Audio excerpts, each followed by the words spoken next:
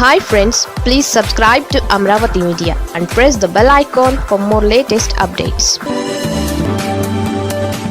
బాలినేనికి వైసీపీ నేతలు ఎందుకు ఝలక్ ఇచ్చారు? బాలినేని శ్రీనివాసరెడ్డి ఉమ్మడి ప్రకాశం జిల్లాలో సీనియర్ పొలిటీషియన్. నాడు వైఎస్ క్యాబినెట్లో 2019 తర్వాత జగన్ క్యాబినెట్లో మంత్రిగా పనిచేశారు ఆయన.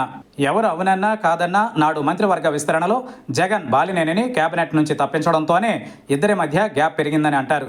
ఆ గ్యాప్ అంతకంతకు పెరిగిపోయి చివరికి ఫ్యాన్ కింద నుంచి పక్కకు జరిగి గ్లాస్ పట్టుకున్నారు బాలినేని. అలా ఆయన జనసేనలో చేరిపోయాక ప్రకాశం జిల్లా రాజకీయం ఒక్కసారిగా మారిపోతుందని భావించారు అంతా. వైసీపీలోని పలువురు కీలక నేతలు మాజీ మంత్రి వెంట నడుస్తారని అంచనా వేశారు. కానీ ఆ అంచనాలు పూర్తిగా తలకిందులయ్యాయి. ఒంగోలు నగరానికి చెందిన 15 మంది వైసీపీ కార్పొరేటర్లు మాత్రమే కండువాలు మార్చారు. మిగతా వాళ్ళెవ్వరూ పెద్దగా మారకపోవడంతో సీన్ అన్న మ్యాజిక్ పనిచేయలేదా అన్న చర్చ జరుగుతోంది ప్రకాశం పొలిటికల్ సర్కిల్స్లో. గతంలో కాంగ్రెస్కు, ఆ తర్వాత వైసీపీకి కంచుకోట లాంటి జిల్లా ఉమ్మడి ప్రకాశం. కాంగ్రెస్, వైసీపీ రెండు పార్టీల్లో కీ రోల్ ప్లే చేసిన బాలినేని ఒక దశలో ఉమ్మడి ప్రకాశం జిల్లా రాజకీయాలను శాసించారు. జిల్లా వ్యాప్తంగా పలు నియోజకవర్గాలలో ఆయనకు అనుచరగణం ఉండేది.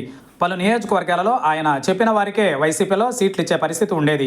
అలాంటి నాయకుడు జనసేనలోకి వెళ్ళాక ఆయన వెంట పెద్దగా వలసలు లేకపోవడం ఆశ్చర్యంగానే ఉందని అంటున్నారు పరిశీలకులు. అలా మాజీ మంత్రి వెంట అంతా క్యూ కట్టకుండా వైసీపీ అధిష్టానం తీసుకున్న చర్యలు కూడా పనిచేసి ఉండవచ్చు అంటున్నారు. వైసీపీ జిల్లా అధ్యక్షుడిగా బాధ్యతలు తీసుకున్న బూచేపల్లి శివప్రసాద్ రెడ్డి వైసీపీ శ్రేణులు జనసేన వైపునకు అడుగులు వేయకుండా ఆపగలిగినట్లు చెప్పుకొస్తున్నారు.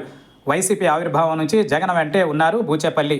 వైసీపీ అధికారంలోకి వచ్చిన తరువాత జరిగిన స్థానిక సంస్థల ఎన్నికలలో ఆయన తల్లి బూచేపల్లి వెంకాయమ్మకు జడ్పీ చైర్పర్సన్ అవకాశం దక్కింది. ఇక గత ఎన్నికలలో దర్శి నుంచి పోటీ చేసి గెలిచారు శివప్రసాద్ రెడ్డి. అలా మొదటి నుంచి పార్టీతో అనుబంధం, బలమైన రాజకీయ కుటుంబం కారణంగా బాలినేని వెళ్ళిపోయాక జిల్లా పార్టీ పూర్తి బాధ్యతల్ని బూచేపల్లికి అప్పగించారట జగన్.